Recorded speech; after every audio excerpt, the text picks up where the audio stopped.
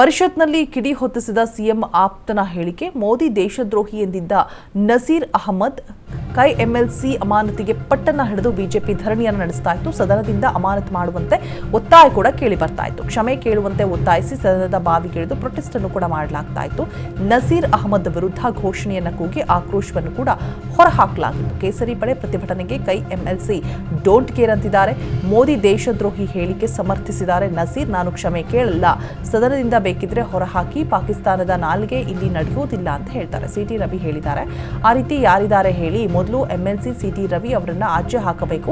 ಪರಿಷತ್ನಲ್ಲಿ ಕೋಲಾಹಲ, ಕಲಾಪವೇ ಮುಂದೂಡಿಕೆ ಆಗೋಗಿದೆ. ಈ ಒಂದು ಕೋಲಾಹಲ ಇದ್ದಿದ್ದರಿಂದಾಗಿ ಕಲಾಪವನ್ನೇ ಮುಂದೂಡಿಕೆ ಮಾಡಲಾಗಿದೆ ಅಂತ. ನಾನು ಕ್ಷಮೆ ಕೇಳಲ್ಲ ಅಂತ ಹೇಳ್ಬಿಟ್ಟು ಬೇಕಿದ್ರೆ ಸದನದಿಂದ ಹೊರಹಾಕಿ ಅಂತ ಎದ್ದು ನಡೆದಿದ್ದಾರೆ. ಪಾಕಿಸ್ತಾನದ ನಾಲಿಗೆ ಇಲ್ಲಿ ನಡೆಯೋದಿಲ್ಲ ಅಂತಾರೆ. ಸಿಟಿ ರವಿ ಹೇಳಿದ್ದಾರೆ. ಆ ರೀತಿ ಯಾರಿದ್ದಾರೆ ಹೇಳಿ ಅಂತ ಹೇಳ್ಬಿಟ್ಟು ಪ್ರಶ್ನೆ ಮಾಡ್ತಾ ಇದ್ದಾರೆ. ಮೊದಲು ಎಂಎಲ್ಸಿ ಸಿಟಿ ರವಿ ಅವರನ್ನ ಆಚೆ ಕಳಿಸ್ಬೇಕು. ಪರಿಷತ್ನ ಕೋಲಾಹಲ ಎದ್ದಿರೋದ್ರಿಂದ ಕಲಾಪವನ್ನೇ ಮುಂದೂಡಿಕೆ ಮಾಡಲಾಗಿದೆ.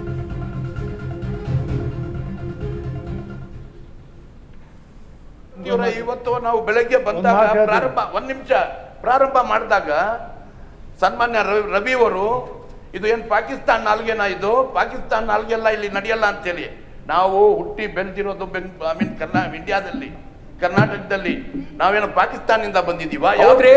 ಪ್ರಧಾನಮಂತ್ರಿ ಬಗ್ಗೆ ಹಂಗೆ ಹೇಳೋರು ಏನ್ ಹೇಳಬೇಕು ಮಾಡ್ರಿ? ಪ್ರಧಾನಮಂತ್ರಿಗಳ ಬಗ್ಗೆ ನೀವು ಮಾತಾಡಿದ ಸಸ್ಪೆಂಡ್ ಮಾಡಿ ಅವ್ರಿಗೆ.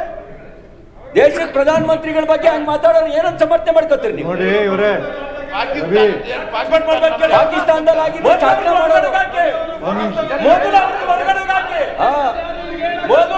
ಭಾರತ ದೇಶದವರು ಮಾತಾಡೋದಿಲ್ಲ.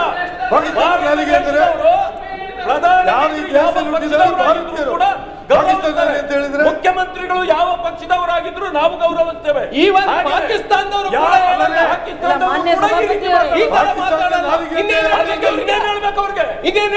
ಇದಕ್ಕಿಂತ ಒಳ್ಳೆ ಪದಗಳು ಏನ್ ಹೇಳ್ಬೇಕು ಅವ್ರಿಗೆ? ಮಾನ್ಯ ಸಭಾಪತಿಯವರೇ, ಸನ್ಮಾನ ಮಾಡ್ಬೇಕಾದ್ರೆ ಇದು ದೇಶಕ್ಕೆ ಮಾಡಿರ್ತಕ್ಕಂಥ ಅಪಮಾನ. ಈ ಸದನದಲ್ಲಿ ಸನ್ಮಾನ್ಯ ಸಭಾಪತಿಯವರೇ ನನಗೊಂದು ಅವಕಾಶ ಕೊಡಬೇಕು. ಈಗ ಪ್ರತಿ ದಿವಸ ಯಾರು ಇಡೀ ಕರ್ನಾಟಕದಲ್ಲಿರೋರು ಯಾರು ಕೂಡ ಪಾಕಿಸ್ತಾನಿಗೆ ಜ್ಞಾಪಕ ಮಾಡ್ಕೊಡಲ್ಲ. ಆದ್ರೂ ಪ್ರತಿ ದಿವಸ ಹತ್ತಾಸರಿ ಪಾಕಿಸ್ತಾನ ಜ್ಞಾಪಕ ಮಾಡ್ತಾರೆ. ಅದ್ಯಾಕೆ ಜ್ಞಾಪಕ ಮಾಡ್ಕೊತಾರೆ ಏನೋ ಗೊತ್ತಿಲ್ಲ.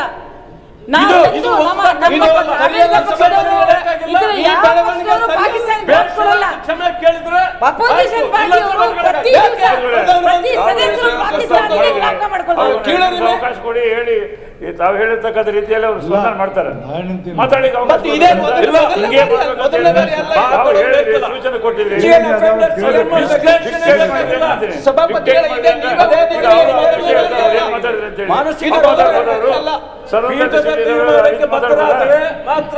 ಪಾಕಿಸ್ತಾನ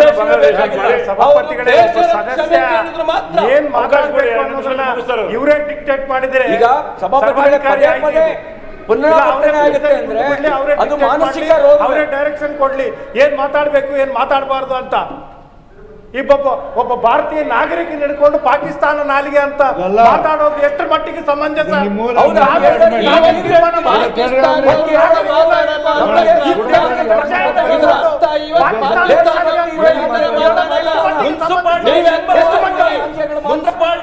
ಕೂಡ ಬಹಳ ಚೆನ್ನಾಗಿ ನಡ್ಕೋತಾರೆ.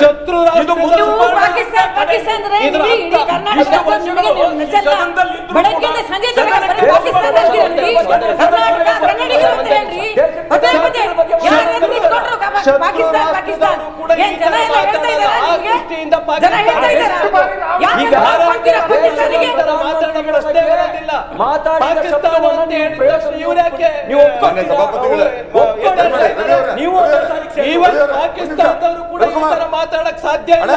ಒಂದು ನಿಮಿಷ